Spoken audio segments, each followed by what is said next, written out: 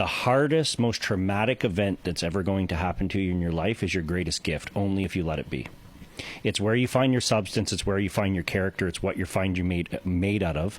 But it also gives you the ability to relate with other people that are struggling. And when you overcome that, you're going to find gratitude. You're going to find yourself. You're going to find purpose in overcoming that.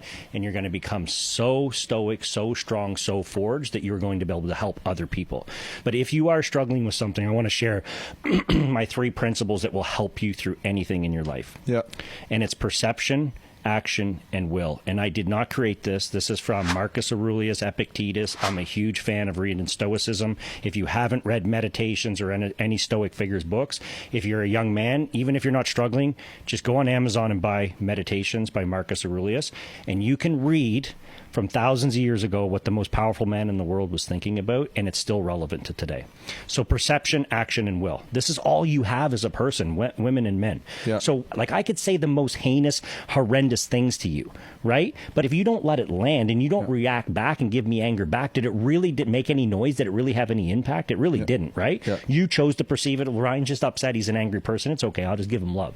Well, you just controlled the situation. So you can react now. You decide how you react. But what's the next step after you? If you choose to perceive something as it's in your favor, right? And I'm not talking being tragically optimistic. There are bad things that happen. I'm talking about keeping your power. What's the next thing after that is action, right?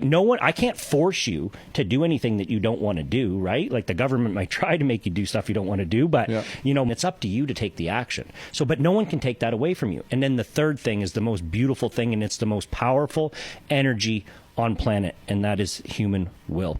And the will and the spirit to carry on when things get tough. And if you don't think that you have it in you, listen to me. You come from a fucking long line of survivors.